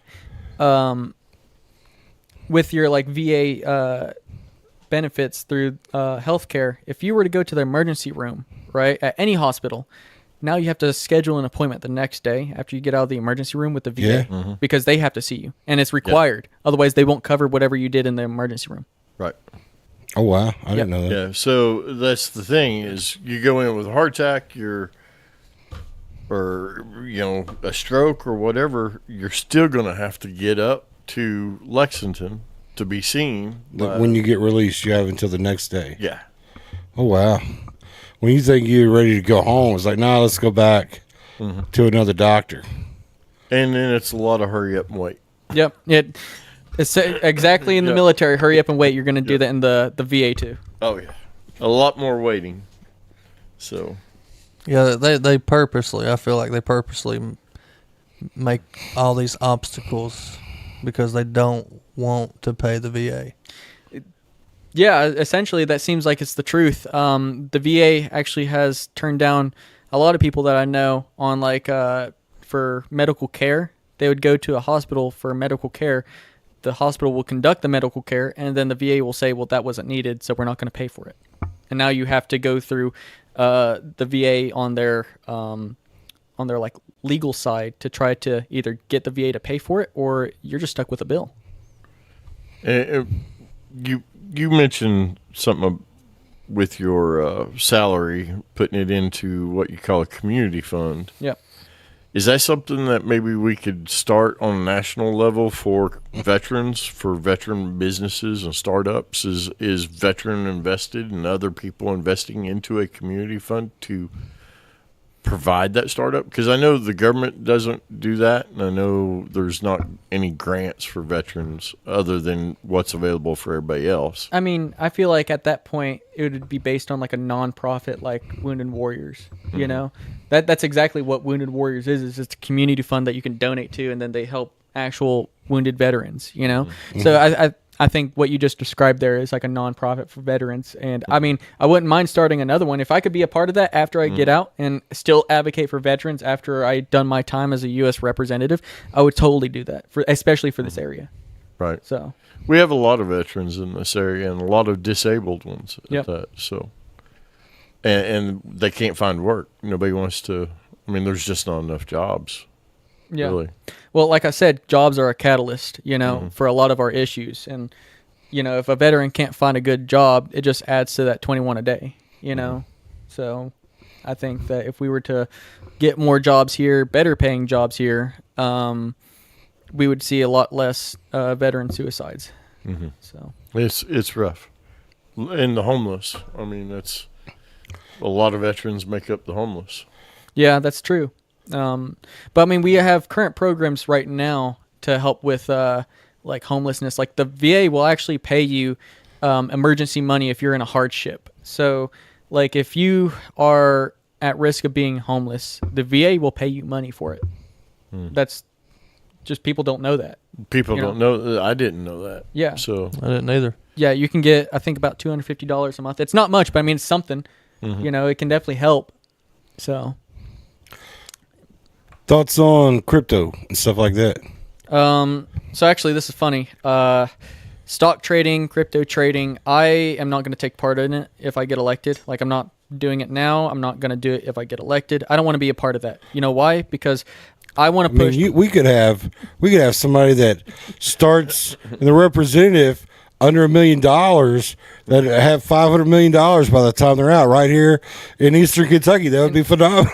Well, that's the thing, though, is that we have an issue with insider trading right now. Right. Whether it's through like betting through Kalshi, buying certain cryptos that get influenced by passing bills, or just buying stocks in general, you know? So what I want to do is I'm going to limit myself, first of all, to not buy any of that. And then after that, what I'm going to do is look into just banning it completely for sitting House and Senate members. The reason why I want to do this is because if I get a bill across my desk and I currently own, say, Microsoft stock, for example, right? And this bill would influence the federal government paying Microsoft, you know, billions of dollars to secure this project that Microsoft wants to do. Something that that would send the price of stocks soaring. Yes, something like that. But the people of my congressional district don't want that because they don't want their tax dollars spent on that. Then, you know, am I now thinking about the people that I'm representing, or am I thinking about lining my own pockets? And that's what happens. A lot of representatives, they'll see something like that. They might already own that stock, or they'll buy it right before the bill's passed, and then they would the bill passes and then the stock rises and now they have more money. See, there's a lot of people in positions like that, and this is just an opinion. I mean, it's newsworthy and it's been on the news, but it's been on the news. Like the Omar lady that had $100,000 when she started. Then she had like $300 million, and then he said that was an accounting error, and that she only has this much money. Did you see anything about that? That's just any politician, though. Really, I mean, that's you could pick a few that started with a net worth of this, and get out. And it's one of those questions: how does somebody get $300 million? Well, Nancy Pelosi was one of them. She hit the news. More her husband, Paul, who was very good at stock trading. Yeah. Well, but that's what they said. She makes $250,000 a year, but somehow she's a multi-millionaire. But I'm glad that that's something that you would want to tackle, because again, it doesn't serve anybody but themselves. But people need to realize, they say we need to ban insider trading. It's already banned. It's the Stock Act of 2012. Like, it's banned. Yeah. But the thing is that whenever it gets reported, it goes to the House Ethics Committee, another committee with a bunch of representatives on it. So now they're investigating themselves. So it goes to the same people that pay people to get them out of sexual misconduct. Yes. Right. Yeah. Wow. Yeah. So that's wild. So that's why instead of that, maybe we pass it to where we ban it outright, and we also have a third party that investigates it through our government that isn't in the House of Representatives. Now you're talking crazy now, because we've tried to push those things through, right? You're right, but nobody wants to lose money. Right. You know, so it really comes down to the people to vote for somebody that wants to push something like this. And then, you know, the more people we get, the more support that we get, the more people that individually lobby. I want to put that out there, not corporate lobby, individual lobby, because that's okay, not corporate lobbying. I don't like corporate lobbying. But if they individually lobby their representatives to vote in favor of something like that, then we might be able to get something passed. It already seems like and this is just somebody that doesn't have any ambition to be a House representative or anything with the government. In fact, someone that doesn't trust the government very much at all. That we Never trust the government. Let's pass this to a third party that we own. Yeah, You're right. That's what I was getting ready to say. You're right. But at what point? At what point do we hold them accountable? Who's going to hold them accountable, and how do we pick that? And when at what point do you kind of, I wouldn't say trust, because like I said, never trust your government. Right. But at what point do we finally decide these are the people that's going to investigate it? You know? Right. Because right now we have no trust in our Congress. It's right now the approval rating for Congress is like 12%. It's low, you know? 12%. Yes. Wow. It's dropped like astronomically low. See, I didn't know that. I didn't know that. Huge. It's huge. Yeah, that's a huge drop. Yeah. Give it to Galena. That's that's just wild to me that all that stuff goes on and people don't know about it. Like, I don't know about it, and I try to keep up with most everything. And then you've sat here tonight and you've told me 10 things I had no idea that's going on, that's right underneath my nose, that I see, and then it's painted in such a fashion. You know, it's like, you know what? No, we're going to be transparent, but we're not. You know, we're going to let these folks do this. That's not any part of us, but they are. Well, here's the thing that you need to like think about. It's not that we have corrupt politicians by definition. It's just they have so many loopholes. The system is broken, and the system is the one that's corrupt. They're just the ones taking advantage of it. That's, I was just watching a Dave Chappelle clip today, and he was talking about Donald Trump, and he was like, when he was doing his debate with Hillary and everybody, and they're like, Hillary's like, you've not paid $1 for taxes, and he goes, it's because I'm smart. And then he says, I guarantee you could have changed the laws, but you won't because of your own interest. Yep. And the people that back you don't want to pay. So how are they any better than I am that you guys have created a loophole that I take advantage of? And then Dave Chappelle says at the end of that, he's like, and that's when a star was born. Yeah. But that's exactly right. This is exactly what you're saying. Yeah. So we're almost running out of time, but I do still want to come up on another question. Like I said, I agree with everything you're saying and your platform, and I'll support you any way I can. It's just, how do you expect to actually get these changes going as a 25-year-old new coming into the House? Well, like I said, especially with Hal Rogers' office staff. Well, like I said, you will have a legal team that'll draft it all. So if I propose my vision, we will find a legal route to get that drafted and sent up. Now, you have to remember, I am only one person out of over 500 members of the House and Senate. Realistically, if no one's on board with what I'm saying right now, it's not going to get passed. It's going to have to be a huge national movement, and it might take maybe till next election, But the reality is that at least I'm right now proposing something, If I push it now, it might come back later. Like, there was a bill that I was reading about today that I wholeheartedly do not support, but it was submitted back in 2024, and it's whereas it takes veterans benefits and then extends that to American serving in the IDF. Do you all think that people serving in the IDF should get American service member benefits? I don't. I don't either. And these are the same people trying to cut veterans benefits, I'm sure. Yeah, but what I'm saying though is like, this was proposed in 2024, right? And it's been in committee, and it's just never heard of it again. But then now it's coming right back up. Yeah. So I could propose something when I get elected, and it might go radio silent. I could still advocate for it. Maybe something happens, but then 2028 rolls around, and it finally comes back up. Now it's in the media again. A lot of people are pushing for it. The American voters want it. Now, if they don't want to lose their seat, they better vote for it. Right.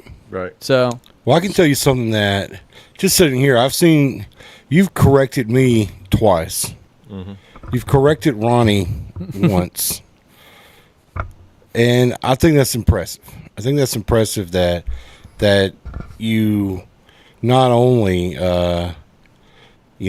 stand on what you're saying, but you're willing to get in front of a camera or what else and say, listen, no, what this guy's saying is that's not right, or that's not accurate.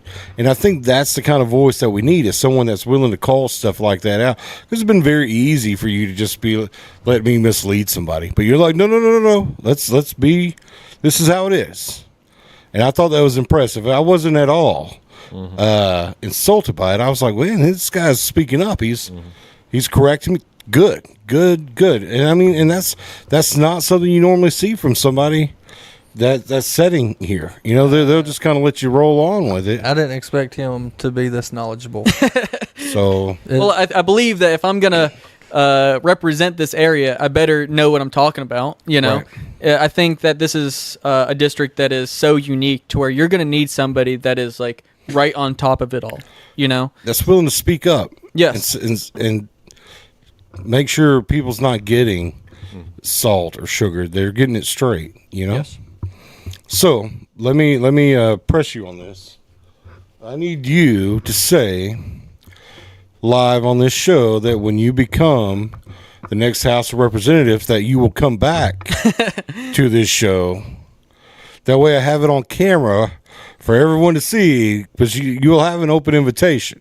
Well, I'll tell you this. If my schedule allows it, I will definitely come back on this show if I get elected. That sounds too political for me. I need a yes or no. Yeah, that's the normal politician. Well, what I'm saying is that I don't know what my schedule is going to look like for. Well, I can guarantee you, it's going to be busy.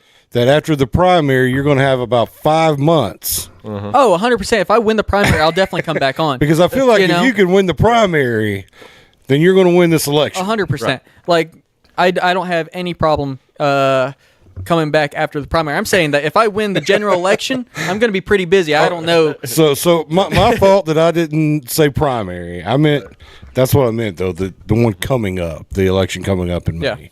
If you win that you'll come back before the regular election. And off of politicalness for a few quick minutes, there's 3 questions we like to ask everybody, and we're running low on time. Yeah. And I would really love to hear your answers. All right. Do you believe in aliens? This is the crazy thing, is that right now I've heard so many U.S. House reps say that there's a lot of things that shows up to them. A lot of people provide a lot of things that are definitely questionable, but because of top secret clearance, they can't talk about it. Yeah. So, I mean, if I get something like that, it'd be very interesting to see it. I'm skeptical, I don't necessarily believe in aliens outright, but it'd be definitely something interesting. So when you receive your top secret clearance, and you can't talk about it after you get your top secret. Yeah, right. That's why. Unless you're Barack Obama, he totally just said that's why there was aliens a couple months ago or last month. So when you get your top secret clearance, you can give me a head nod, like a wink, or a wink or something. Yeah. I'm not going to answer that just because that's a good way to not get your top secret security clearance. They do all this stuff. The government will see this and say, "Nope, you are not getting it." Yeah. It was 25 years so just, for me okay, to talk about without the top secret clearance, what do you believe in them? Like I said, I'm skeptical. Skeptical. So I mean, I would say if there's a lot of people that has top secret clearance that is afraid to talk about it, I would say. Well, there's 100%. They all say that. Yeah. There was a guy just a couple weeks ago that said you would be mind blown if you knew what he knew. See, that's a yes to me. Like, that's out there. He said that. We also have a lot of people that's been getting missing or suicided recently. So a lot of scientists. Is that what you're talking about? Yes. Okay. So just because of that, and Donald Trump's things that they were looking into it. Yeah. what their fields of science that they were looking into is very dubious to not question. Yeah. So I'm going to say your answer was a hard yes. What about the paranormal? I'm religious in the sense of I believe that there's evil spirits. So Okay. I would say that could explain certain paranormal activity. So another hard yes. Man, this guy's just point. He's just point on everything. All right, last one. And this is the one that gets people. Okay. Bigfoot. Bigfoot. Oh, I don't know, man. I've seen so much fake stuff about Bigfoot. And, so many things have been debunked. I think it's a hard no. I would rather believe in the Mothman in West Virginia than Bigfoot, in my opinion. So a hard no. Yeah, you broke Jericho's heart. Normally, if they start off yes, it's they're lenient on it. I could tell when he said, "I don't know, man." Yeah, I did too. That was a distance of no. So, anyways, Ben, if you just had a couple minutes, and I said I was talking about Brad, who's commenting, but if you just had a couple minutes to speak to your voters, and if you had like 2 minutes to make a clip that you wanted everyone to see, what would it sound like? I would have to say that vote for somebody that will truly represent you in Washington, D.C. Do you think that an 88-year-old man would represent you better, or do you think that someone like me would represent you better? Do you think that there needs to be huge changes done in Washington, D.C.? If you do, then vote for somebody that wants to push for changes instead of the status quo. If you want to be a part of my campaign, I would reach out to me through, I have a website, it's hurleyforcongress.com, and I'm also very social on social media, so you can reach out to me on social media and be a part of this. So that's amazing. So you can find you on social media, you have a website, and guys, if there's anything that we could do to connect you guys, we do our best, because we'd love to. I think that you have 3 votes in the room now. Definitely. Just being able to speak to you and stuff like that. And guys, we do sugarcoat a lot of stuff with candidates, but man, this guy's sharp. He's sharp. Like you've been precise on everything you've spoke. Just speaking very candidly, I tried my best to talk you out of 3 terms, and you were 10 toes deep in it. Yes. I gave you every reason to say, maybe I would do one more. But you flat turned it down, and I was super impressed by that. Just speaking candidly, here's what I thought when Yuns was going through that back and forth on that right there, is you say it a lot now. We'll see in 6 years if you're still a man of your word. Of course, yes. And the thing is that you can find a picture that lists my plan in detail and has my signature on it. And what I tell a lot of people, because they say, oh, well, you're just talking about it now, you need to see some action. Well, then vote me out. Hold me accountable to what I say. Right. We're starting to hear that right there a lot. Yeah. That's what Eugene said. Yeah. For sure. And John. Yeah, Eugene John said so. So again, guys. I like that. So, without further ado, we're already past time, but I do want to make one announcement. We do photography, videography. We got NSC Media that covers almost everything. So, if you got any photography needs, videography needs, DJ needs, cake needs, anything, we're trying to be a one-stop shop, guys. So please reach out to us and let us work with you. Benjamin Hurley for House of Representative, guys. Peace. Have a great night.